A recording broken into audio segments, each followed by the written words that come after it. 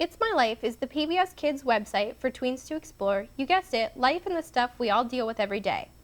Whatever problem you're having, whether it's an issue with your friends, family, school, body, or emotions, others have gone through the same thing.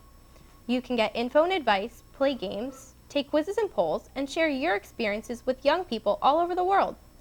On this IML special, we'll see tweens take on issues that are important to all of us. That's what It's My Life is all about. My brother Timothy died 2 years ago. Timothy was 16 years old when he died. He was allergic to dairy products and such, and one night while eating dinner, the bread he ate, it had milk in it. How my mom died was cervical cancer last October. My mother died in July of 2003. She died of Crohn's disease in the hospital. Day of the funeral, took her to the church.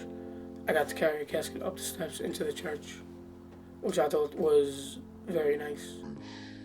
When I saw her laying in the coffin, it was just, I didn't think it was real. I thought I was still dreaming.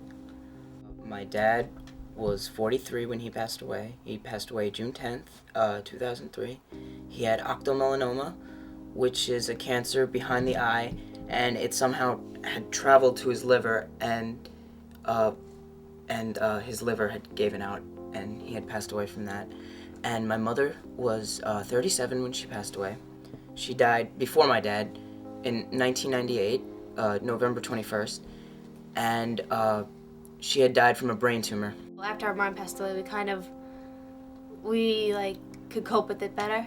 But when our dad passed away, it was kind of harder because we're older and everything. So I was younger and I didn't understand.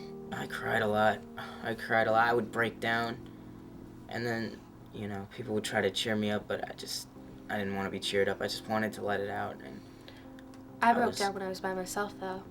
I didn't like to cry in front of people and stuff, but I honestly didn't care. I cried in front of them. I was like, you know what? I just lost my dad. I don't really care right now. If I were to name two feelings that I had when I found out that my mom died, they would probably be sad and surprised. Surprised feels like you didn't expect it. I lost my home, lost my friends, lost my school that I went to.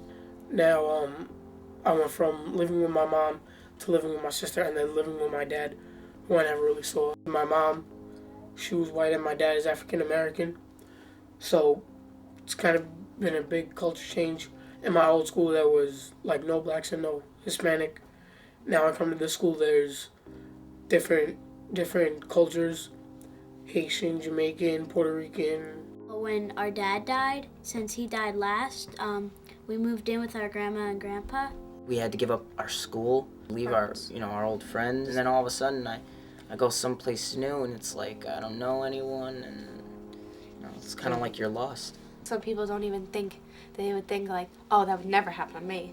Yeah, right. Mm-hmm. But it does happen. We never thought it would happen, but it did. I have to live with, not being there for the rest of their life. I'm gonna grow up with them not being there, and I'm gonna have, I might get married, and they're not gonna be there. And walking down the aisle, I'll have to have my uncle or maybe my grandpa, if he's still around, do it. I kept it inside of me for a while, and it just wasn't helping me at all, because I would just feel down and I wouldn't do anything. Try to think about it. Don't just block it out. Try to think about it, and don't think of the bad times as much, think of the good times. One thing that I would suggest to somebody is to talk to their mom or dad or whoever about it and express their feelings with them. One of my friends lost his father when he was 4, and he told me how to cope with it. Talking about it would make me feel better, and meeting people who've gone through what I've gone through. Going to group has helped.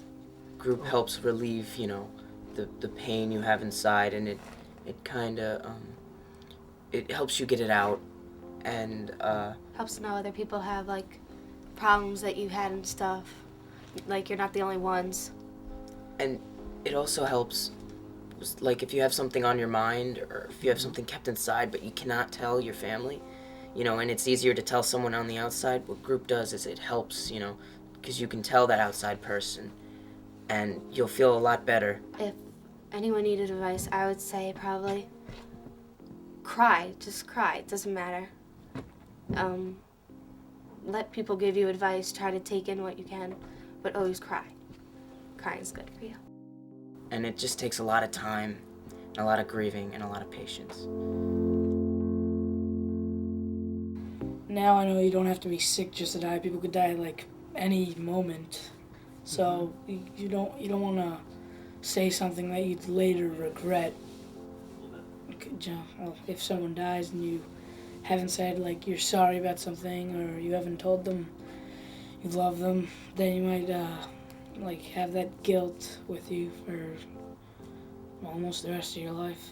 It's kind of made me stronger, and not physically but mentally, because now I know that I have to deal with it, and now I can say to myself, okay, I have to deal with this.